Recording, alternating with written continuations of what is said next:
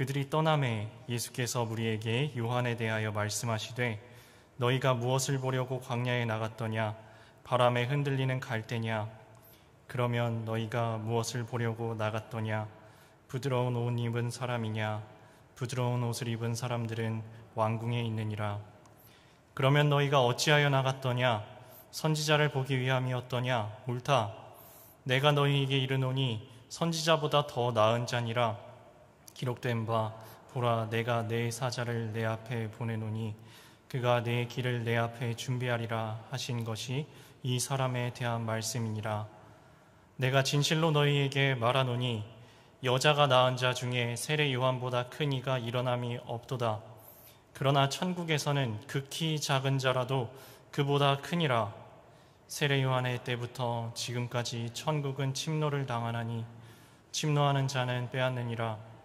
모든 선지자와 율법이 예언한 것은 요한까지니 만일 너희가 즐겨 받을진대 오리라 한 엘리야가 곧 이 사람이니라. 귀 있는 자는 들을지어다. 아멘. 네, 오늘 말씀 김양재 목사님의 새 말씀, 새 부대, 새 노래 이 책 중에서 가난한 자가 천국에서 큰 자니라고 말씀하고 있는 오늘 마태복음 11장 7에서 15절까지의 말씀 가운데 크신 은혜 여러분에게 임하시기를 바랍니다. 이 책은 수많은 그 말씀에 대한 적용들을 수록을 하고 있는데요. 오늘 말씀의 해설 중에는 문집사님이라는 분의 말씀 적용이 나옵니다. 이렇게 시작을 해요. 이 문집사님한테는 딸이 하나가 있는데 공부를 너무 잘하는 겁니다. 얼마나 잘하는지 전교에서 1등 할 정도로 순위권에 들 정도로 매우 공부를 잘하는 딸입니다.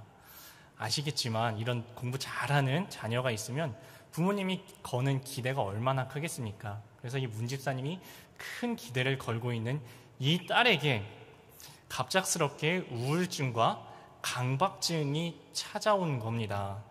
그러니까 이게 차라리 애초에 기대를 안 하던 자식이면은 뭐 그런가 보다 라고까지는 물론 생각이 안 들겠지만 그래도 좀 나을 텐데 아주 큰 기대를 걸고 있었던 이 딸에게 우울증과 강박증이 찾아와서 아무것도 제대로 할 수 있는 것이 없어져 버리니까 이 어머니, 아버지, 이 부모님의 마음이 얼마나 타들어가겠습니까?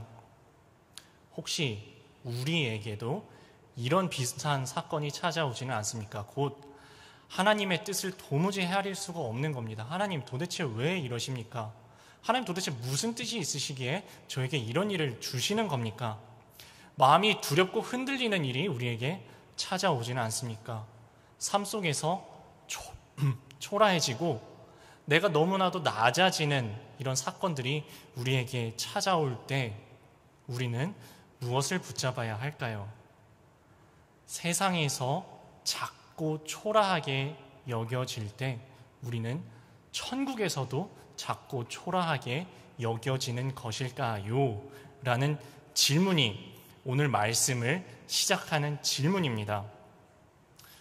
자, 그러면 천국에서 큰 자는 누구일까요? 오늘 말씀에는 세례 요한이 등장하죠. 세례 요한이 지금 감옥에 갇혀 있는 상황입니다. 원래는 세례 요한 어떤 사람인 줄 여러분 다 잘 아실 겁니다.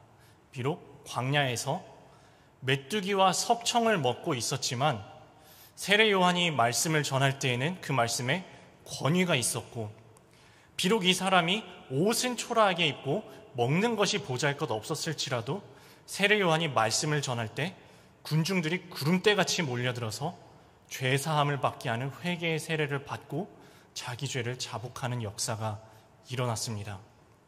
수많은 사람들이 이 세례 요한의 말씀에 귀를 기울이는 힘있는 선지자가 세례 요한이었습니다. 그런데 세례 요한이 그렇게 기다리던 메시아, 그리스도 되신 예수님을 만났잖아요. 근데 현재 모습이 어떻습니까? 감옥에 갇혀 있습니다. 감옥에 갇혀 있을 뿐만 아니라 언제 죽을지, 언제 사형당하게 될지도 모르고 기약 없이 갇힌 채로 기다리고 있습니다. 그 와중에 이 세례 요한이 당신 그렇게 하면 안 됩니다 라고 죄를 지적했었던 헤롯은 여전히 위세가 등등합니다. 아니, 세례 요한뿐만 아니라 이 이스라엘 백성들이 고대하고 기다리던 메시아 그리스도 어떤 분입니까? 이 사람들이 기다리기로는 그리스도 대신 메시아가 찾아오시면 강력한 왕권을 가지고 옛날 다윗 왕의 영토를 다 회복하고 이스라엘 나라를 회복하고 저 악독한 로마를 무찌르고 그리고 저 부정의한 헤롯 왕가를 강력하게 심판하실 것이라고 이스라엘 사람들과 심지어는 세례 요한도 기대하고 있었던 것 같습니다. 그런데 세례 요한의 위세는 여전하잖아요. 예수님은 움직이실 생각이 없으시잖아요. 군대를 모으시는 것도 아니고 백마를 타고 나서시는 것도 아니고 칼을 들고 싸움을 하시는 것도 아니고 분명히 능력 있으신 분 맞는 것 같은데 예수님 도대체 뭐 하시는 거야? 감옥에서도 귀는 열려 있잖아요. 소식은 들을 거 아니에요. 예수님 도대체 뭐 하시는 거야? 하나님의 뜻을 도무지 이해할 수 없고 헤아릴 수 없고 그 와중에 나는 너무나도 낮아져 있고 초라해진 것 같은 이 상황에서 세례 요한의 반응은 이랬습니다. 오시리가 당신 맞습니까? 우리가 기다리고 기다리던 그리스도 메시아가 당신이 맞습니까? 우리가 믿는 그분이 당신이 맞습니까? 대답 좀 해보십시오. 아니면 우리가 다른 분을 기다려야 하는 것입니까? 뭐라고 말씀 좀 해보십시오. 답답한 마음에 이렇게 하소연을 하는 것입니다. 아니, 요한 대단한 사람 아니었나요? 요한 대단한 사람이잖아요. 심지어는 예수님께 세례드린 사람이 세례 요한이잖아요. 예수님께 세례드린 사람이잖아요. 엄청 대단한 사람이잖아요. 그런데 아무리 대단한 사람이라고 해도 우리 사람은 다 똑같은 100% 죄인에서 벗어나는 사람이 단 한 사람도 없습니다. 아무리 우리 눈에 보기에 위대해 보이고 아무리 우리 눈에 보기에 믿음이 든든한 반석 위에 선 것처럼 대단해 보이는 사람이라고 할지라도 사람의 본성은 별거 없습니다. 별 인생이 없습니다. 요한처럼 의로운 사람이라 할지라도 믿음이 좋은 사람일지라도 위기는 반드시 찾아옵니다. 신앙의 위기가 찾아옵니다. 때로는 오히려 그 의로운 삶과 자신의 강력한 신념 때문에 더더욱 하나님의 뜻을 놓쳐버리기도 한다는 겁니다. 우리 성경에서 이런 거 너무너무 많이 발견합니다. 심지어는 예수님을 십자가 지시고 부활 예수님까지 만난 제자들이 사도행전 1장에서 뭐라고 예수님께 이야기하는지 아실 겁니다. 사실 사도행전 1장에서 제일 유명한 말씀은 이거죠. 오직 성령이 너희에게 임하시면 너희가 권능을 받고 예루살렘과 온 유대와 사마리아와 땅끝까지 이르러 내 증인이 되리라. 이 말씀이 가장 유명한 말씀이죠. 근데 이 말씀 바로 앞에 무슨 이야기 있는지 혹시 아시나요? 제자들이 부활 예수님 붙들고 이렇게 물어봅니다. 주님, 이스라엘 나라를 회복하실 때가 이때입니까? 세례 요한이랑 똑같은 거 여쭤본 거예요. 아직 십자가 지시기 전에 공생에 시작하시는 그 초반의 세례 요한이 오실 그분이 당신이 맞습니까? 왜 아무것도 안 하시는 거예요? 라는 의문을 품은 것처럼 예수님 십자가 지시고 부활하신 다음에도 제자들은 똑같은 거 여전히 묻고 있는 겁니다. 이스라엘 나라를 회복하실 때가 이때니까. 그때 예수님의 대답이 이래요. 때와 시기는 아버지의 손에 달려 있으니 너희들이 알 바 아니요. 니들이 알 바 아니다. 오직 너희들이 때와 시기는 알 바 아니요. 그거는 제쳐놓고 오직 성령이 임하시면 이렇게 연결되는 거예요. 그래서 1장 8절이 오직이라는 말이 들어간 거예요. 때와 시기는 너희들이 알 바 아니요. 오직 성령이 임하시면 너희가 권능을 받고 증인이 될 것이다 라는 말씀으로 연결이 되는 거거든요. 그러니까 아무리 대단한 사람들이라고 해도 세례 요한이나 심지어는 부활 예수님 만난 제자들이라고 할지라도 마음속은 사실 다 별거 없다는 겁니다. 별거 없다는 거예요. 사람에게 기대를 품지 마십시오. 사람에게 기대를 품으면 100% 실망할 수밖에 없습니다. 사람은 사랑의 대상이에요. 믿음의 대상이 아닙니다. 그래서 이 말씀이 들리는 때는 우리에게 각자에게 다 다른 것 같습니다. 말씀이 확 우리 마음에 치고 들어오는 순간, 말씀이 이거구나 하고 깨달아지는 순간은 사람에게 다 다릅니다. 심지어는 말씀을 한 번 깨달았다고 해서 모든 것을 다 깨달은 것이 아닙니다. 예전에 은혜 받았다고 해서 모든 은혜 다 받은 것 아닙니다. 예전에 위대한 일을 했다고 해서 그 사람이 모든 것을 성취한 것도 아니라는 것입니다. 때로는 주님의 말씀이 깨달아지는 그 순간이 고난으로 올 수도 있고, 때로는 축복으로 우리에게 찾아올 수도 있습니다. 그런데 어느 현상으로, 때로는 축복으로, 때로는 어려운 고난으로 주님의 뜻이 우리에게 찾아오든지 간에 우리는 어떤 상황에서든 그저 하나님 붙잡고 말씀 꽉 붙잡고 주님만 바라보면서 그 시간을 견뎌나가는 겁니다. 버티고 견디고 주님 손 꽉 붙잡고 동행함으로 한 걸음씩, 그저 한 걸음씩 주와 동행하면서 걸어갈 뿐인 것입니다. 그리고 어떤 상황이 우리에게 찾아올지라도 그 상황을 주님 손 꽉 붙잡고 그 길을 주와 함께 걸어갈 때에, 우리가 말씀을 사모함으로 걸어갈 때에 우리에게는 내 삶을 말씀으로 해석해낼 수 있는 은혜가 임하게 됩니다. 적용 질문 드립니다. 아파도 바빠도 우울해도 언제나 머물러서 말씀을 듣고 있습니까? 나를 알아주지 않는다고, 수준이 맞지 않는다고 소그룹 예배와 큐티 모임을 떠났습니까? 끝까지 머물러 듣는 자가 될 때 칭찬하시고 말씀으로 양육하시는 주님을 기대합니까? 자, 이제 두 번째 단락으로 넘어갑니다. 볼 것을 보는 자라고 세례 요한을 칭찬하시는 부분이 이렇게 나옵니다. 자, 이제 지금 보세요. 세례 요한은 갇혀 있잖아요. 갇혀 있으면 아무리 대단한 사람이라도 자기가 겪는 게 다르고 보는 게 다르고 들리는 게 다르단 말이에요. 그러니까 세례 요한이 오실 이가 당신이 맞습니까? 우리가 다른 일을 기다립니까? 세례 요한은 갇혀 있으니까 그렇게 이야기해요. 그런데 이 말을 옆에서 같이 듣고 있는 예수님의 제자들은 안 갇혔잖아요.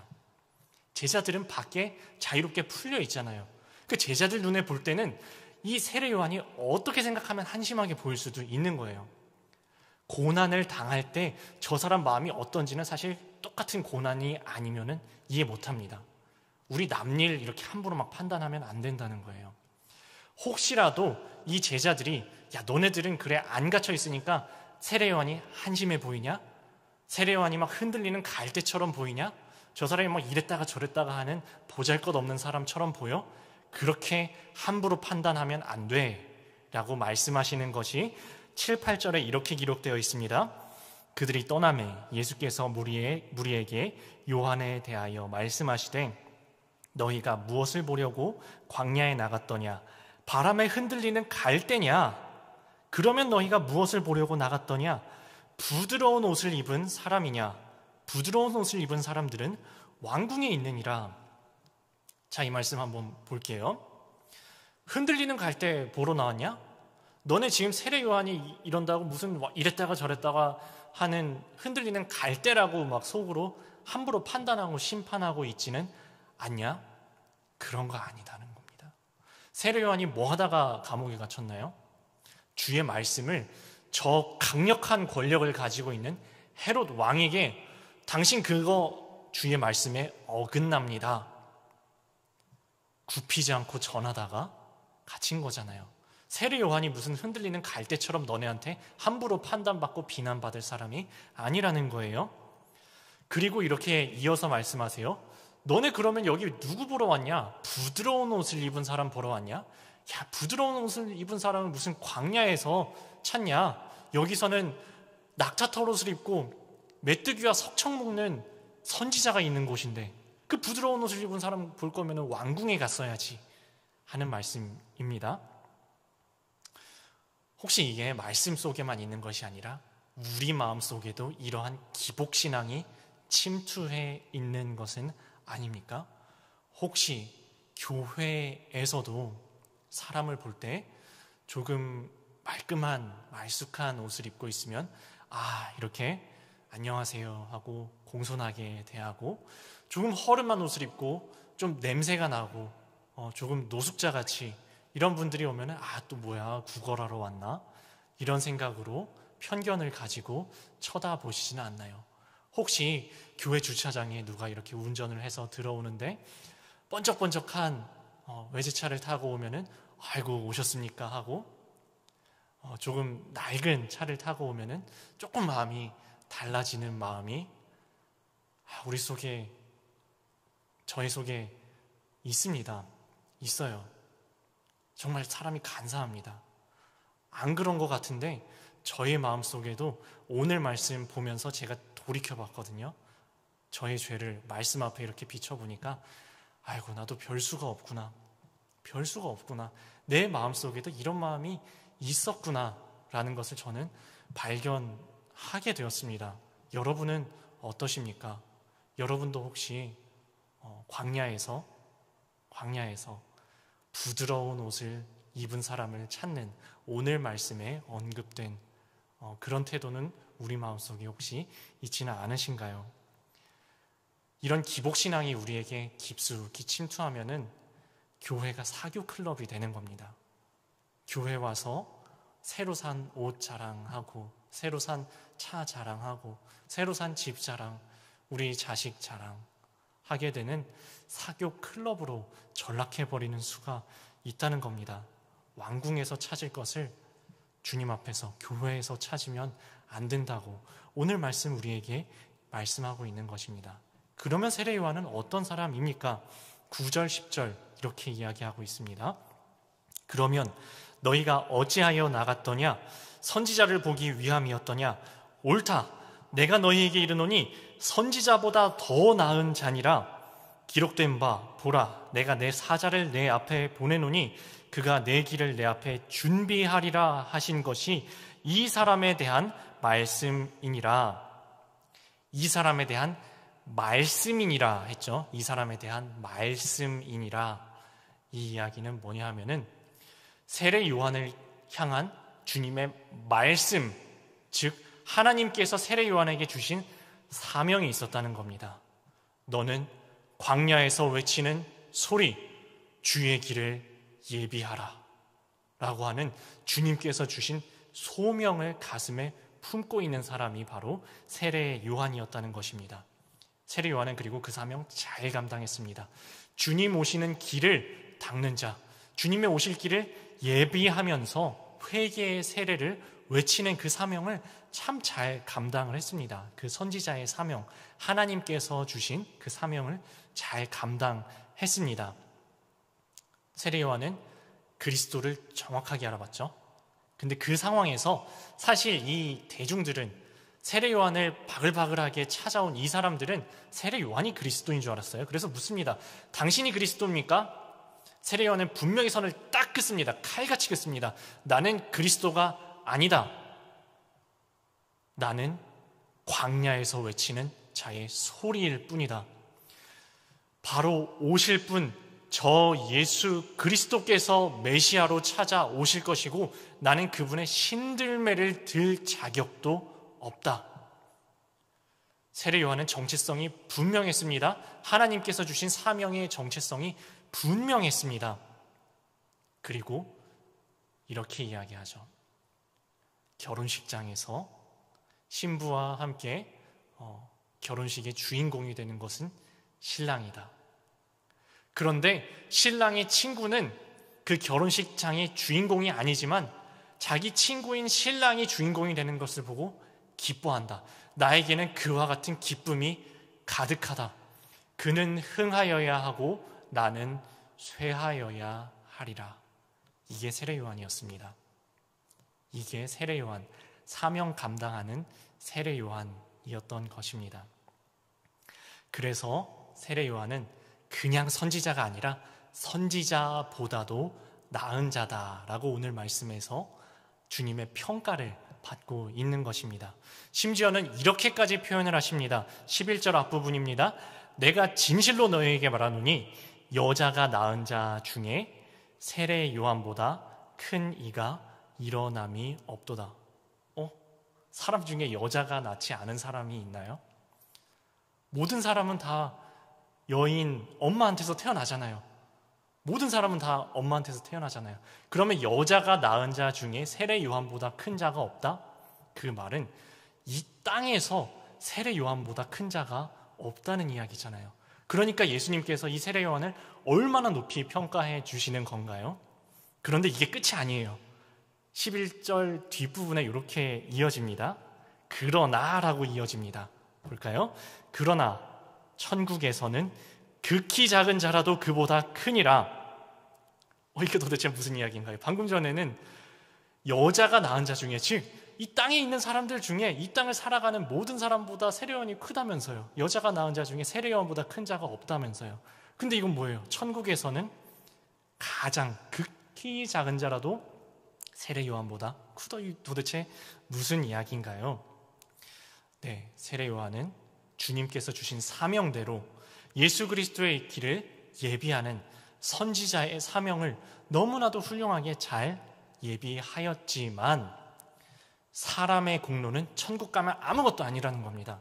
왜냐하면 사람이 아무리 큰 공로를, 주님의 말씀을 잘 따라 행하면서 세상에서 공로를 아무리 많이, 공덕을 아무리 많이 쌓아도 천국에는 내 공로로 들어온 사람이 아무도 없기 때문입니다. 천국에는 어느 한 사람도 자기 공로로 들어온 사람 단 한 사람도 없고, 모든 사람이 아무리 극히 작은 자라도 모두가 오직 주 예수 그리스도의 은혜, 십자가 공로로 들어온 사람들이기 때문에 여자에게 난 자 중에 가장 큰 자인 세례 요한도 천국에서는 극히 작은 자가 이 세례 요한보다도 더 크다라고 오늘 말씀 이야기하시는 겁니다. 자, 여기서 이제 우리가 착각에 빠지면 안 됩니다. 뭐야? 그러면 그 대단한 세례 요한보다도 우리가 더 대단한 사람이라는 건가? 야, 내가 좀 어깨에 좀 이렇게 힘이 들어가도 되는 건가? 라고 교만하게 생각하면 또 안 됩니다. 그렇게 교만하게 생각하면 안 됩니다. 우리의 사람의 공로는 하나님 앞에 아무것도 아닙니다. 아무것도 아닙니다. 요한복음 1장에서 우리에게 이렇게 말씀하시죠. 영접하는 자, 곧 그 이름을 믿는 자들에게는 하나님의 자녀가 되는 권세를 주셨으니 이는 혈통으로나 육정으로나 사람의 뜻으로 나지 아니하고 하나님께로부터 난 자들이니라. 천국에 들어가는 자는 다 하나님께로부터 난 자들입니다. 예수님께서 니고데모에게 거듭나지 않으면 천국을 보지도 못한다고 말씀하신 것처럼 천국에 들어가는 자는 다 내 공로로 들어갈 수 있는 사람은 아무도 없고, 어깨에 힘주고 들어갈 수 있는 사람, 그래서 내가 좀 뭔가 된 것처럼 교만하게 들어갈 수 있는 사람 한 명도 없고, 다 겸손히 하나님께로부터 난 자로 오직 은혜, 오직 예수, 오직 믿음으로 들어가는 사람들이라는 말씀입니다. 그래서 우리는 누구도 교만할 수 없습니다. 내가 잘나서가 아니라 하나님께서 오직 은혜로 우리를 높여주시는 겁니다. 이 그리스도인의 겸손에 대해서 예수님께서 이렇게 표현하신 게 있어요. 야, 너희들이 하나님께서 주신 사명을 잘 감당했다고 해서 아이고 이제 제가 참 고생 많이 했으니까 제가 고생 많았습니다. 이제 집에 들어가면서 하나님 저 밥상 좀 차려주세요. 저 고생 많았으니까 밥 좀 차려 먹어야겠습니다. 하나님 밥 좀 차려주세요. 이렇게 할 수 있는 종이 세상에 어디 있겠냐. 아무리 바깥에서 힘들게 일하고 왔어도 집에 들어와서 주인 앞에서 이렇게 말하는 것이 마땅하다. 무익한 종이 마땅히 해야 할 일을 했을 뿐입니다. 무익한 종이 마땅히 해야 할 일을 당연히 했을 뿐입니다. 라고 이야기하면서 저기 끝에 가서 말석에 가서 앉으라. 그러면 그때의 잔치 주인 되신 주님께서 상석으로 친구여 나오라 하고서 부르실 거라고, 하나님께서 그렇게 불러주실 거라고. 그래서 옳다 여김을 받는 자는 하나님께 옳다 인정을 받는 그런 사람입니다.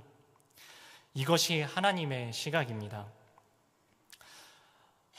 그런데 세상을 살다 보면은 하나님의 시각은 우리를 중심으로 보아주시고 우리의 속생각까지도 정확하게 꿰뚫어 보시는데, 하나님의 법칙은 울며 씨를 뿌리는 자는 정령 기쁨으로 단을 거두리로다 인데, 하나님의 법칙은 그런데 세상 사람들은 꼭 그렇게 봐주던가요?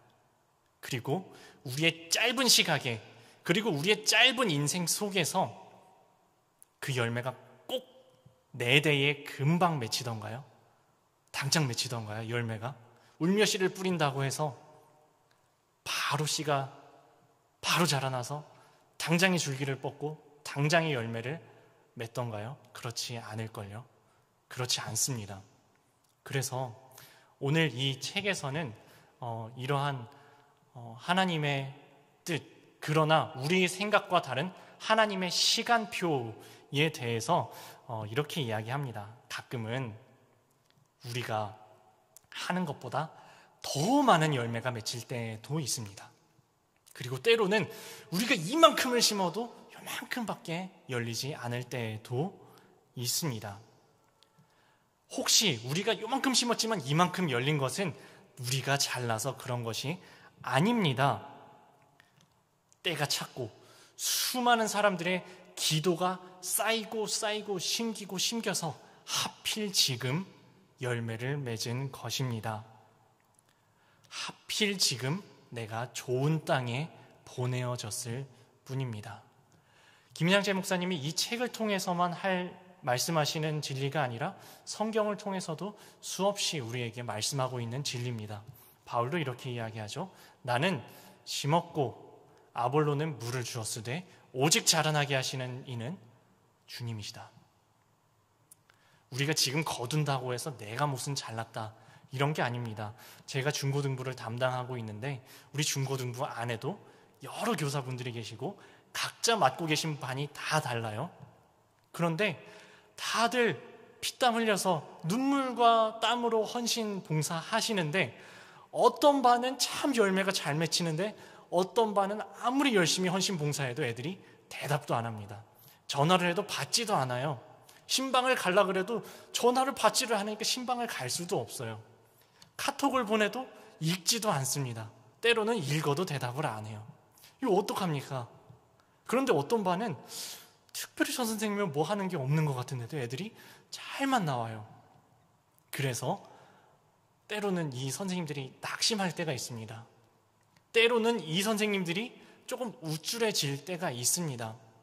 그런데 성경은 분명히 우리에게 이렇게 이야기합니다. 혹 좋은 땅에 보내어질 수도 있고, 혹 가시밭에 보내어질 수도 있고, 혹 길가밭에 보내어질 수도 있고, 혹 돌짝밭에 보내어질 수도 있는 겁니다.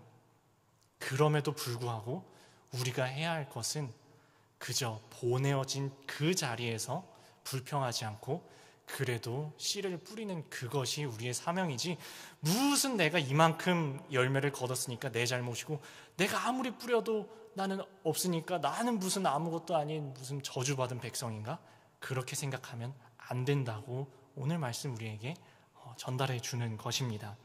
우리가 아무리 초라해 보일지라도 하나님 앞에서는 믿음으로 사명 감당하는 자가 큰 자입니다. 비록 저 악한 헤롯이 여전히 위세 등등하고 나는 감옥에 갇혀서 죽을 날을 기다리고 있을지라도 주께 옳다 인정하심을 받는 자가 천국에서는 큰 자입니다. 그리고 어떤 사람도 사실은 내 공로를 자랑할 것은 없다라는 것입니다. 어떻습니까, 여러분? 이것이 하나님의 시선이고 이것이 하나님의 평가 방식인데 우리는 하나님과 동일한 시선으로 살아갑니까? 하나님과 동일한 평가 방식을 품고서 살아가고 있습니까? 이 말씀 앞에서 저는 또 저의 죄를 보는 말씀 앞에 저 자신을 들여다보는 시간을 또 가졌습니다. 하나님의 시각은 이런데 나의 시각은, 나의 시선은 과연 어떤가? 나의 평가 방식은 과연 어떤가? 저 자신의 삶을 되돌아보는 시간을 한번 가져봤는데 여지없이 이게 뭐 100% 죄인이라는 것이 또 말씀 앞에는 민낯이 드러나는 겁니다. 저는 대학교 때 신학을 전공을 하지 않았어요. 그래서 일반 대학교를 나왔으니까 이 친구들이 다 목회를 안 하는 친구들이죠. 그리고 세상적으로는 아주 잘 나가는 친구들이 많습니다. 이 친구들을 간혹 가다가 이렇게 뭐 누구 결혼식이다 이러면은 모일 일이 정말 가끔씩 있어요. 그래서 만나면 저의 마음속에 어떤 마음이 들까요? 제가 한번 그 실제로 있었던 이야기들을 이렇게 간략하게 말씀드려 볼 테니까 여러분이 제 마음속에 어떤 생각이 들었을지 한번 상상을 해보세요. 제 친구들이 이렇게 이야기를 하는 겁니다. 나는 회사에서 돈을 너무 조금 준다. 그래갖고 도대체 얼마를 받냐? 하고 이야기를 들어보니까 속으로 이제 제가 계산을 해봤어요. 너 내가 받는 시급보다 5배 받는데 근데 지금 조금 받는다고 하는구나. 그래. 또 다른 친구가 이렇게 이야기를 하는 거예요. 서울에 자기 명의로 집 샀는데 집이 수억 원이 올랐다는 거예요. 나는 그 전세 자금도 없을 것 같은데 그래 너는 몇 억이 올랐구나 자기 명의로. 그리고 또 옆에 친구는 이러는 거예요. 자기는 외제차를 샀는데 여러분 아시죠? 외제차도 다 똑같은 외제차가 아니고 등급이 있어요. 근데 이 친구 산 걸 보니까 외제차 중에서도 고급차를 샀어요. 그래갖고 보면서 그래? 나는 13년 된 중고 경차 타는데 너는 벌써 그런 차를 타는구나. 또 다른 친구는 이제 결혼식이니까 이런 얘기가 오가는 거예요. 결혼 예물을 뭘 해줬니? 뭐 얼마짜리를 해줬니? 수천만 원짜리 결혼 예물을 해줬다는 이야기를 해요. 그래갖고 나 아무것도 못 해줬는데 어떡하지? 또 이런 자랑들을 합니다. 하와이에 호화로운 여행 갔다 온 이야기를 해요. 그래? 나는 신혼여행 때도 거기는 꿈도 못 꿨는데. 자, 이 상황이에요. 친구들이 다 하나같이 한 테이블에 둘러 앉았는데 다 하나같이 잘 나가는 친구들이 앉아서 이제 자기 얼마나 잘 나가는지 이야기를 하고 있는 상황이에요. 저희 마음속에 어떤 마음이 들었을까요? 저희 마음속에 차오르는 생각을 보니까 저는 여지없이 100% 죄인인 것이 틀림이 없습니다. 비교의 마음이 생기고 제가 초라해 보이고 시기 질투하는 마음이 생기더라고요. 시기 질투하는 마음이 이렇게 올라오는 거예요. 저희 마음속에 여지없이 그런 마음이 들더라고요. 100% 죄인인 겁니다. 그런데 항상 그런 건 아닙니다. 항상 그런 거는 아닙니다. 언제 안 그런가 제가 돌이켜 봤더니 이럴 때는 제가 안 그랬어요. 기도로 빡세게 신앙으로 영적으로 무장하고 주님을 바라보면서 주님께서 지금도 내 곁에 살아 역사하심을, 지금도 내 안에 말씀하심을, 그리고 주님께서 지금도 애끓는 마음으로 저 친구들을 구원하고자 하심을 느끼면서 가는 순간에는 그러지 않았습니다. 신앙으로 무장되어서 그 자리에 갔을 때는 무슨 제가 나는 주님 믿으니까 나는 천국과 너네는 지옥, 내가 너보다 나아, 이런 생각이 품었다는 게 아니에요. 주님께서 너도 이 친구들아 너네들도 주님이 필요한데, 너희들에게도 주님이 필요한데 주님 없이 너희 마음속에 아무리 대단한 걸로 퍼부어봤자 마음에 텅 빈 가슴을 채울 수가 없는데 이 친구들아 너희들도 주님 만나야 돼. 안타까운 주님의 심령으로 복음 전하고 올 때는 그러지 않았습니다. 여지없습니다. 이거는 제 마음속에서 차오른 생각이 아니에요. 전 100% 죄인이라서 차오르는 생각은 하나도 볼 거 없습니다. 선한 것이 단 한 가지도 없습니다. 그냥 시기 질투예요. 이거는 주님께서 부어주시는 생각을 붙잡을 때만 주님의 시선을 우리 붙잡을 수 있습니다. 여러분은 어떠십니까? 여러분은 마음속에서 주님의 생각이 내 안에서 내가 선하니까 차오르시지 않을걸요? 다 똑같습니다. 별 인생이 없습니다. 우리 속에는 선한 것이 단 한 가지도 없습니다. 그저 주님께서 부어주시는 은혜로 주님의 시선을 부어주시고 주님의 은혜를 부어주시고 주님의 마음을 부어주실 때 비로소 우리가 주의 마음을 품고 주님의 마음을 전할 수 있는 겁니다. 그래야 진정한 사랑으로 복음을 전할 수가 있습니다. 그래야지 진정한 사랑으로 중보 기도를 할 수 있는 것입니다. 우리는 다 연약하고 약할 뿐 아니라 악한 죄인들 뿐이기 때문입니다.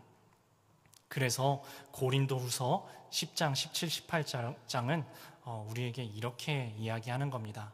자랑하는 자는 주 안에서 자랑할지니라. 자랑하는 자는 주 안에서 자랑할지니라. 옳다 인정함을 받는 자는 자기를 칭찬하는 자가 아니요 오직 주께서 칭찬하시는 자니라. 적용 질문 드립니다. 교회에서 내가 찾는 사람은 어떤 사람들입니까? 말씀이 있고 기도가 있는 사람입니까? 아니면 나를 도와줄 정보와 지위를 가진 사람들입니까?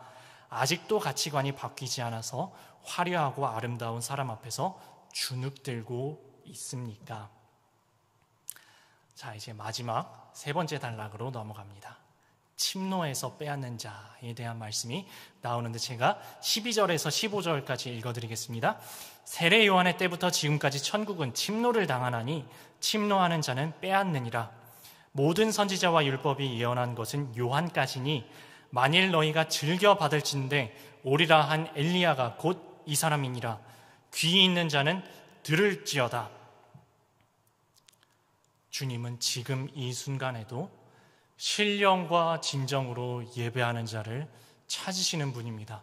지금도 간절히 사모하는 마음으로 주를 바라고 찾는 자를 주님께서는 눈을 켜고서 찾으시는 분이 우리 주님이십니다.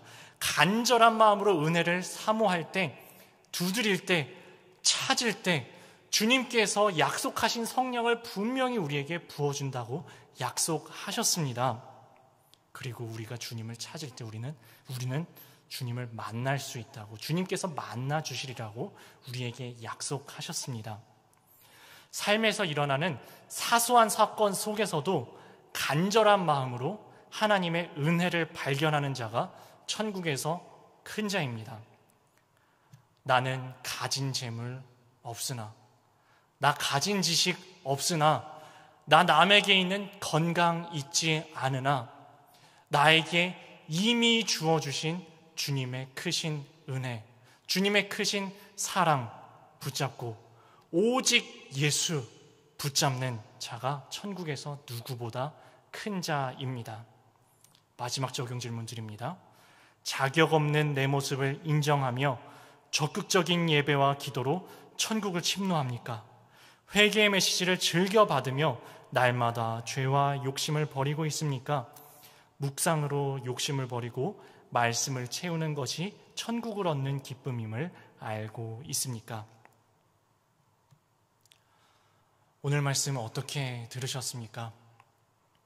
때로는 우리가 세상에서 조금 잘 나가는 것 같아서 우쭐해지는 순간이 분명 우리에게 찾아옵니다. 그리고 때로는 우리가 낮고 초라해져서 내 모습이 너무 보잘것없고 절망이 우리를 찾아오는 순간도 우리에게 찾아옵니다. 어떤 자리로 보내어지든지 그것이 높은 산이든 거친 들이든 초막이든 궁궐이든 그곳에 우리와 동행하시는 주님 손 꽉 붙잡고 버티고 견디면서 주와 동행하는 발걸음 걸어가시는 여러분 되시기를 바랍니다. 겸손하게 주님 앞에 무릎 꿇고 말씀으로 우리 삶을 해석해 나아가는 우리들의 발걸음 다 되시기를 바랍니다. 그리하여서 마지막 날 우리가 하나님 앞에 서는 그 날에 세상 사람들이 무엇이라고 하든지 주님께, 하나님께 이런 말씀 들으시기 바랍니다. 잘하였다.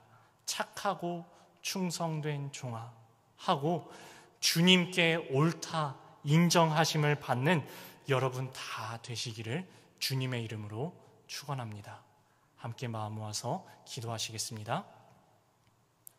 주님, 약하고 악한 저희 마음속을 들여다보면 저희 마음을 가득 채우고 있는 것이 선한 것이 하나도 없습니다. 대단한 것 같아 보여도 사실은 아무것도 내세울 것이 없습니다. 우리 마음 아무리 오래 믿었다고 하지만 작은 일에도 넘어지고 깨지고 믿음이 흔들려 버리는 보잘것없는 자들일 뿐임을 주님 앞에 겸손히 고백하오니 주여 저희들을 불쌍히 여겨 주시옵소서. 주님 저희에게 굳센 믿음 주셔서 저희가 어디로 보내어지든지 주님께서 저희들을 거친 들로 보내시든지 높은 산으로 보내시든지 궁궐로 보내시든지 초막으로 보내시든지 보내어진 그 자리에서 주님께서 우리에게 말씀하신 바 우리에게 주어주신 그 사명 묵묵히 감당하는 사명자로 살아가는 저희들의 발걸음 되게 하여 주시옵소서.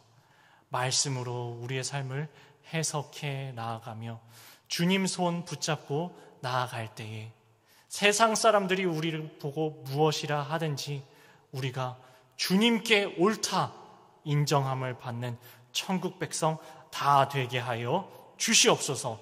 예수 그리스도의 이름으로 기도드립니다. 아멘.